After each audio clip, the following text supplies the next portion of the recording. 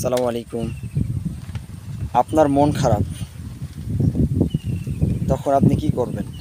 এই দেখেন, আমার মন খারাপ, আমি প্রকৃতির মাঝে এসে বসে আছি, একটা মই লাগিয়ে তালের গাছের নিচে। আসলে যখন আপনার মনটা খারাপ থাকবে, তখন আপনি একাকিত্ব একটু নিরিবিলি জায়গায় যাবেন, দেখবেন আপনার মনে প্রশান্তি ফিরে আসবে। একাকিত্ব একটি আল্লাহ বড় নেয়ামত। আপনি যখন একা থাকবেন, আপনি নিজেকে প্রশ্ন করতে পারবেন নিজের সম্পর্কে, এবং আপনার মধ্যে আত্ম উপলব্ধি আসবে যে আপনি আসলে কি করতে চান, আপনি কেন পৃথিবীতে এসেছেন, আল্লাহ তাআলা পাঠিয়েছেন কেন, আমাদের কাজ কি, আমাদের গন্তব্য কোথায়। এটা যদি বুঝতে হয় তাহলে আমাদের একাকিত্ব দরকার। একাকিত্ব মানুষের জন্য একটা বড় আল্লাহ তাআলার পক্ষ থেকে নেয়ামত।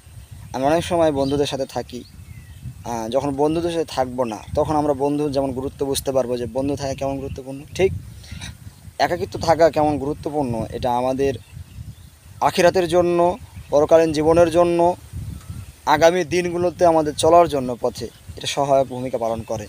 কারণ আপনি জানেন, আপনি পৃথিবীতে যখন আসেন তখন একাই এসেছেন। আপনি যখন সফল হতে চাইবেন, সে সময় আপনার আশেপাশে কেউ থাকবে না, আপনাকে একাই সফল হওয়ার জন্য কাজ করতে হবে। আপনাকে কেউ তুলে দিবে না, হাতে করে আপনাকে খাইয়ে দিবে না, আপনাকে নিজেই খেতে হবে। আপনাকে নিজের পথ নিজেই চলতে হবে। ঠিক দুনিয়াতে যেমন নিজেকে নিজের পথ বাছাই করে চলতে হয়, ঠিক কিয়ামতের ময়দান আখিরাতেও পার হতে হলে আমাদেরকে নিজের আমল দিয়ে পার হতে হবে।